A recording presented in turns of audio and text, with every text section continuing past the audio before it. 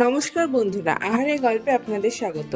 সূর্যের এই প্রখর তাপে দুপুরের খাবারে গরম ভাতে পাতলা করে এই কলাইয়ের ডাল, সাথে আলু ভাজা বা পোস্ত মাস্ট। তো চলুন দেখে নিই।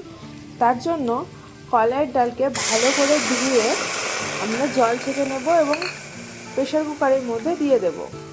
সাথে পরিমাণ মতো হলুদ, পরিমাণ মতো লবণ দিয়ে দেব। সাথে সামান্য পরিমাণে তেল দেব এবং যতটা ডাল দেওয়া হয়েছিল তার ডবলের কিছুটা বেশি জল আমরা কুকারে দিয়ে দেব। এই হলুদ এবং তেলটা প্রেসার কুকারের মধ্যে দিলে প্রেসার কুকার থেকে সিটি পড়ার সময় ডাল সেদ্ধ হয়ে বাইরে বেরিয়ে আসে না এবং প্রেসার কুকারটা নোংরাও হয় না।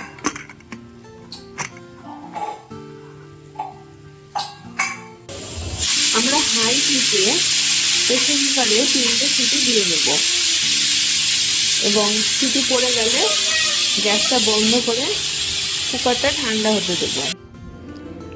দেখতেই পাচ্ছেন কুকার থেকে সমস্ত গ্যাসটা বেরিয়ে গিয়েছে। এবার আমরা কুকারটা খুলে নেব। ডালটাও খুব সুন্দর সেদ্ধ হয়ে গিয়েছে।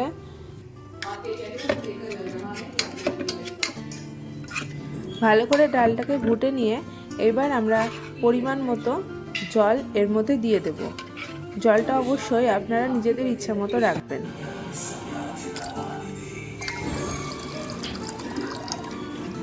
সাইড করে রেখে দিচ্ছি। এবার আমরা একটা মশলা রেডি করব। তার জন্য কিছুটা আদা, কিছুটা কাঁচা লঙ্কা এবং অল্প একটু জিরা,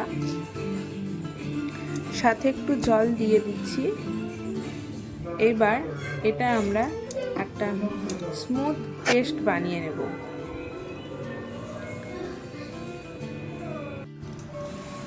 কড়াই বসিয়ে নিয়েছি এবং কড়াইটা গরম হয়ে গেলে সরিষার তেল ঢেলে দিচ্ছি। তেলটাকে ভালো করে গরম করে নেব। সাথে একটু শুকনো লঙ্কা, একটা তেজপাতা, সামান্য পরিমাণে হিংটা অবশ্যই দেবেন। হিঙের জন্য কলাইয়ের ডালের স্বাদটা আরও বেড়ে যায়। এবার অল্প কিছুটা মৌরি দিয়ে দিচ্ছি। মৌরিগুলো চটপট করে এসেছে। এবার একটু চিনি দিয়ে দেব। এবার সামান্য পরিমাণে একটু নেড়ে নিচ্ছি। দেখতেই পাচ্ছেন একটু লালচে কালার হয়ে এসেছে। এবার আমাদের যে মশলাটা ছিল সেটা তেলের মধ্যে দিয়ে দেব। ভালো করে নেড়ে নিতে হবে।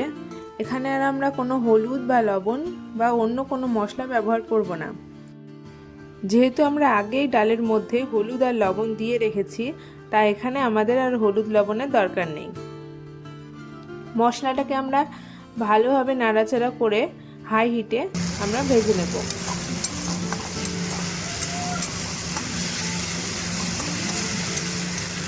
দেখতে পাচ্ছেন মশলা থেকে তেলটা ছেড়ে গিয়েছে। এইবার আমাদের যে সেদ্ধ করা ডালটা ছিল সেটা মশলার মধ্যে দিয়ে দেব।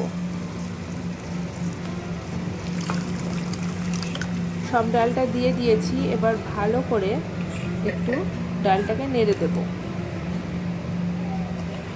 গ্যাসের হিট হাইয়ে রাখবেন।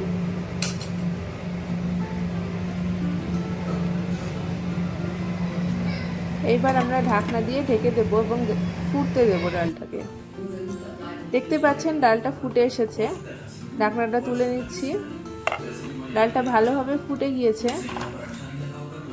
ডালটা একটু দানাদার থাকলে খাওয়ার সময় ডালের স্বাদটা আরও বেশি ভালো লাগে। আমরা হাতা দিয়ে এইভাবে হালকা একটু নেড়ে নেব।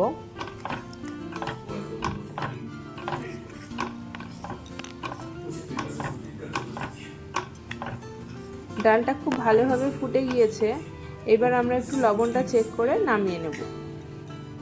দেখতেই পেলেন খুব সিম্পল রান্না, কিন্তু খুব সুস্বাদু হয়। আপনারা অবশ্যই বাড়িতে ট্রাই করবেন এবং আমার ভিডিওটি যদি ভালো লেগে থাকে আপনারা অবশ্যই লাইক, কমেন্ট, শেয়ার এবং সাবস্ক্রাইব করে আমার পাশে থাকবেন।